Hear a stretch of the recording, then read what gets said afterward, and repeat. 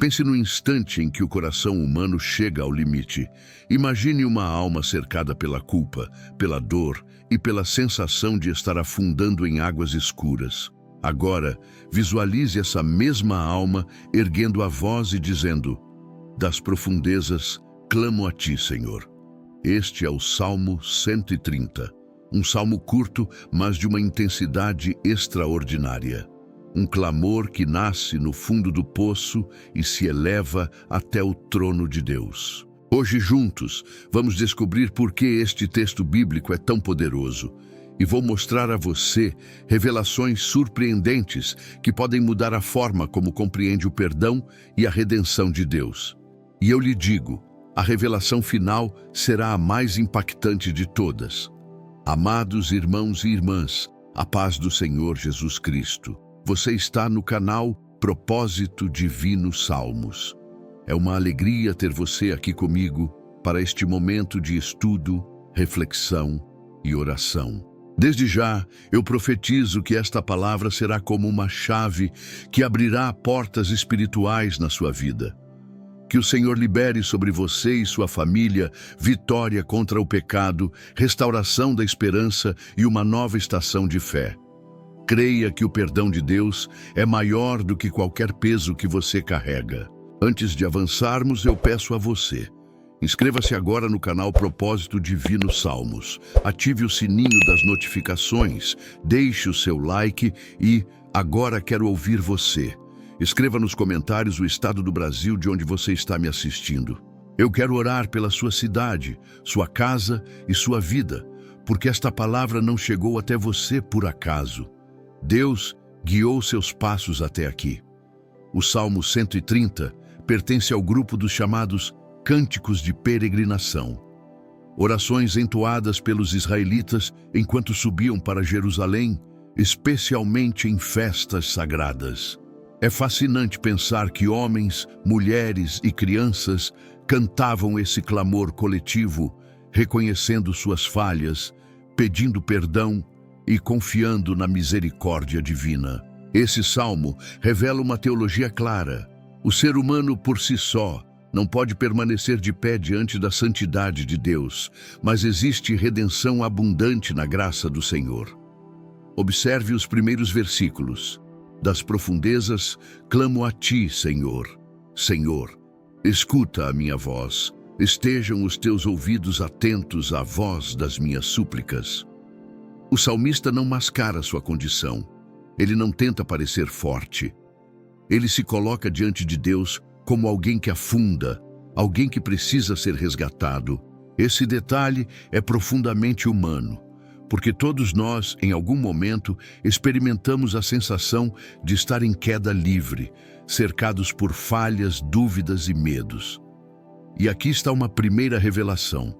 As profundezas não são apenas geográficas ou emocionais. No contexto bíblico, representam também o lugar onde o pecado tenta aprisionar o ser humano. Porém, até mesmo desse lugar obscuro, a oração pode se elevar até Deus. Isso significa que não existe abismo tão profundo que a graça do Senhor não consiga alcançar. Você consegue perceber o poder desta mensagem? Quero perguntar a você: em que área da sua vida você se sente nas profundezas? Onde a escuridão parece falar mais alto do que a esperança? Declare pela fé: das profundezas clamo a ti, Senhor. Eu estarei intercedendo pela sua vida, crendo que o mesmo Deus que inspirou este salmo irá estender a sua mão sobre você. Perceba que, nos versículos seguintes, o salmista afirma: se tu observares as iniquidades, Senhor, quem subsistirá? Mas contigo está o perdão, para que sejas temido. Essa é uma confissão poderosa. É como se dissesse: se Deus fosse apenas juiz, estaríamos todos condenados. Mas Ele é também redentor, e no seu caráter existe perdão. Aqui temos a base da fé cristã. Reconhecer que a justiça divina revela a gravidade do pecado, mas a graça divina abre o caminho da reconciliação. Esse equilíbrio entre justiça e misericórdia É o que sustenta a esperança do salmista, e é isso que nos sustenta também. A verdadeira reverência a Deus nasce justamente dessa consciência. Ele é santo demais para tolerar o pecado, mas amoroso o suficiente para oferecer perdão. O resultado é temor reverente, não medo paralisante. Quero que você pense nisso. E se a sua maior queda for exatamente o lugar onde Deus deseja revelar a sua maior graça? E se o fundo do poço for, na verdade, o início da sua subida? É exatamente essa a mensagem do Salmo 130. Do fundo do poço ao perdão e à redenção de Deus. A esperança. O salmista, depois de confessar sua condição de pecador e reconhecer que só Deus pode resgatar das profundezas, declara algo extraordinário. A minha alma espera no Senhor, mais do que os guardas pela manhã, mais do que aqueles que aguardam o amanhecer. Pense comigo, quantas noites você já passou em claro, esperando que a madrugada chegasse para finalmente encontrar alívio? Imagine um soldado de vigília, no frio, na escuridão, cansado, mas com os olhos fixos no horizonte. Ele sabe que o amanhecer virá, ainda que pareça demorado. Assim é a fé expressa nesse salmo. Esperar em Deus é ter a certeza de que a noite não é eterna, de que a luz virá, porque o Senhor é fiel à sua palavra. Esse versículo não é apenas poético, ele é profundamente existencial. O autor não espera em circunstâncias, não espera em sua própria força, mas coloca toda a sua expectativa em Deus. E aqui está outra revelação. Esperar em Deus não significa passividade, significa confiança ativa. É como quem planta uma semente e rega todos os dias, mesmo sem ver ainda o fruto. A Bíblia repete esse chamado à esperança em diversos momentos. O profeta Isaías, no capítulo 40, versículo 31, diz: Mas os que esperam no Senhor renovarão as suas forças, subirão com asas como águias, correrão e não se cansarão, caminharão e não se fatigarão. A esperança em Deus é combustível espiritual que nos levanta quando tudo em volta parece nos empurrar para baixo. Agora, permita-me fazer uma pergunta direta a você. Onde você tem colocado a sua esperança? Será que está depositando suas expectativas em pessoas, em promessas humanas ou em situações instáveis? O Salmo 130 nos desafia a transferir toda essa confiança para o Senhor. E eu lhe garanto pela palavra de Deus que quem espera no Senhor nunca ficará decepcionado. Veja o contraste. O salmista começa o texto nas profundezas, mas à medida que ora, eleva seu olhar para o alto. Isso é um convite para nós. Não importa onde você esteja agora, seu clamor pode ser transformado em confiança. Talvez você esteja em meio a dívidas, problemas familiares, lutas interiores ou doenças. Eu lhe digo, continue esperando no Senhor, porque Ele não falha. Estudiosos como Santo Agostinho observaram que esse salmo é um retrato da jornada espiritual de todo cristão. Primeiro, o reconhecimento da própria miséria. Depois, o clamor. Em seguida, a confiança e a esperança. E finalmente, a certeza da redenção. É como um mapa da vida espiritual que nos conduz das trevas à luz. Há algo muito interessante aqui. O salmista não fala apenas por si mesmo. No final, ele amplia sua oração e diz: Espere Israel no Senhor, porque no Senhor há misericórdia e nele há abundante redenção. Ou seja, o clamor individual se transforma em intercessão coletiva. Isso nos ensina que a fé pessoal sempre gera impacto comunitário. Quando você ora, não apenas se fortalece, mas também abre espaço para que outros sejam alcançados pela mesma graça. Deixe-me perguntar, por quem você pode interceder hoje? Quem ao seu redor precisa dessa esperança que só Deus pode dar?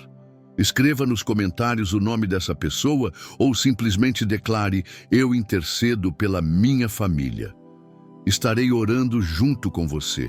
E veja que o texto não fala de qualquer redenção, mas de abundante redenção.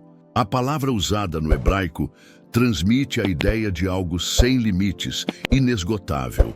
Isso significa que não importa quão grande seja o pecado ou a queda, a redenção de Deus sempre será maior. Esse é o coração do Evangelho. Onde abundou o pecado, superabundou a graça, como Paulo escreve em Romanos capítulo 5, versículo 20. Portanto, não se trata apenas de perdão, mas de transformação. Redenção significa ser resgatado de uma condição de escravidão e colocado em liberdade. É como se o salmista estivesse nos lembrando: você não está apenas perdoado, você está livre para viver uma nova história. Pense, quantas vezes nós carregamos culpas passadas como correntes que nos prendem ao fundo? Mas a voz do Salmo 130 ecoa como uma chave que abre algemas invisíveis, e a pergunta que lhe faço é: você está disposto a soltar essas correntes hoje? Vamos enxergar como esse texto aponta de maneira profética para o plano de salvação revelado em Cristo Jesus. Até aqui vimos o clamor das profundezas, a confissão sincera e a esperança na misericórdia do Senhor. Mas há um detalhe grandioso. Este salmo, embora escrito séculos antes do nascimento de Jesus, já preparava o coração do povo de Israel para entender a obra da cruz. Veja o versículo 8. Ele redimirá Israel de todas as suas iniquidades. Essa promessa vai além do perdão momentâneo. É um anúncio profético de que viria um Redentor capaz de libertar não apenas um povo, mas toda a humanidade de todo o pecado. Esse é o Cristo. O Salmo fala de redenção em abundância, e o Novo Testamento nos mostra como isso se cumpre plenamente em Jesus. Em Mateus capítulo 1, versículo 21, o anjo anuncia: ela dará à luz um filho e lhe porás o nome de Jesus, porque ele salvará o seu povo dos seus pecados. Pense nisso. O salmista, séculos antes, já apontava para a necessidade de um Salvador definitivo. Ele entendia que a redenção humana não poderia vir de obras próprias, nem de sacrifícios contínuos. Era preciso algo maior, eterno. E quando Jesus, o Filho de Deus, morreu na cruz, ele desceu às profundezas da dor humana para nos levantar. O que o salmista desejava, Cristo cumpriu. Esse entendimento é tão importante que afirmavam que o Salmo 130 é um dos salmos mais evangélicos do Antigo Testamento. Lutero mesmo dizia que este salmo expressa o coração da fé cristã. Reconhecer nossa incapacidade, clamar pela misericórdia e encontrar no perdão de Deus a verdadeira liberdade. Agora eu lhe pergunto: você consegue perceber que a sua história também é uma extensão dessa promessa? Assim como Israel aguardava a redenção, você também pode viver a plenitude dessa graça hoje. Talvez você tenha se sentido prisioneiro de culpas, de vícios ou de medos, mas em Cristo a palavra do salmista se cumpre. Ele redimirá de todas as iniquidades. Não apenas algumas, mas todas. Isso nos leva a uma reflexão prática. Como viver como alguém redimido? Não basta saber que Deus perdoa. É necessário assumir uma postura de quem recebeu a redenção e agora anda em novidade de vida. O apóstolo Paulo escreve em 2ª carta aos Coríntios, capítulo 5, versículo 17. Assim que, se alguém está em Cristo, nova criatura é.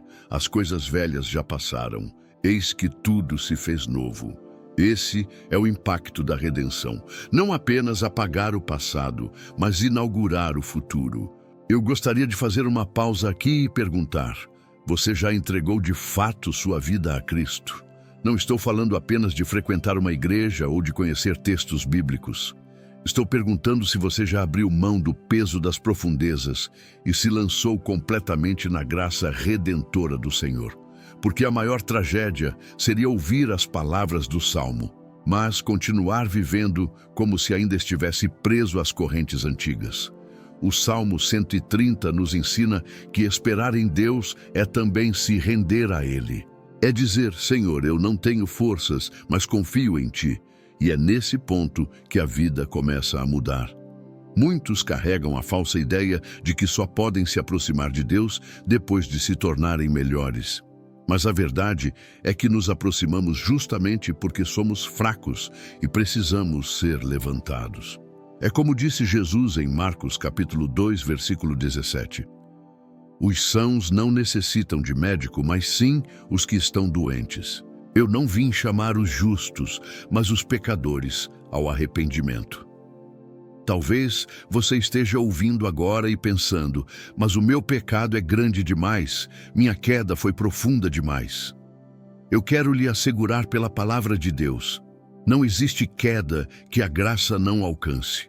O Salmo 130 não fala de redenção limitada, mas de redenção abundante. Isso significa que a cruz é maior que qualquer culpa e a ressurreição é mais forte que qualquer derrota. Precisamos contemplar a dimensão escatológica e profética do Salmo 130. O salmista, após confessar sua impotência, afirmar sua confiança e declarar sua espera vigilante, abre a perspectiva para toda a comunidade. Espere Israel no Senhor, porque no Senhor há misericórdia e nele há abundante redenção. Ele redimirá Israel de todas as suas iniquidades. Aqui, a experiência pessoal do clamor se transforma em convocação coletiva, em profecia para uma nação inteira e, pela fé, para todos os que creem no Senhor Jesus Cristo. O texto nos mostra que a fé não é apenas um recurso individual para atravessar crises. Ela se torna testemunho que impacta o povo de Deus como um todo. O salmista compreende que sua dor não é apenas dele. Ela reflete a condição de todo o povo que necessita de perdão, reconciliação e esperança. Esse salto da experiência individual para a redenção comunitária é o que dá ao Salmo 130 sua força profética e perene. Quando lemos, no Senhor há abundante redenção, somos levados a contemplar a cruz. No Antigo Testamento, a redenção estava associada ao resgate de escravos, à restituição de bens e à libertação da opressão. Em Cristo, tudo isso se cumpre em uma dimensão ainda mais elevada. Ele é o Redentor, que nos liberta do cativeiro do pecado, restitui a comunhão com Deus e abre a porta da vida eterna. O salmista ainda não via o Calvário, mas sua oração já apontava para lá. Ele redimirá Israel de todas as suas iniquidades.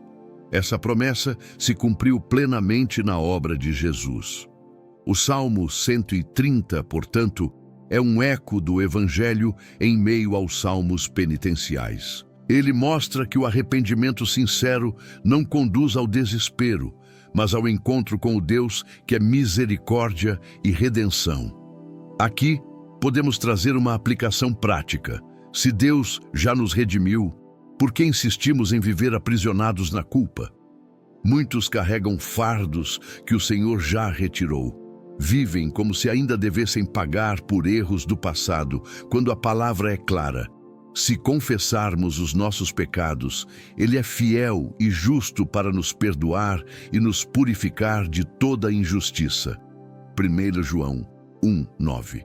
Você não precisa permanecer preso às profundezas. O mesmo Deus que ouviu o salmista continua ouvindo hoje. A abundante redenção ainda está disponível, acessível por meio de Jesus. O convite é confiar, esperar e proclamar essa esperança. Não se trata apenas de receber perdão, mas de viver em liberdade, testemunhando que o Senhor é poderoso para transformar vidas. Essa é a revelação maior que o Salmo 130 nos entrega. O clamor sincero, nascido do arrependimento, encontra sempre o coração misericordioso de Deus. O caminho da redenção não está bloqueado, mas aberto em Cristo.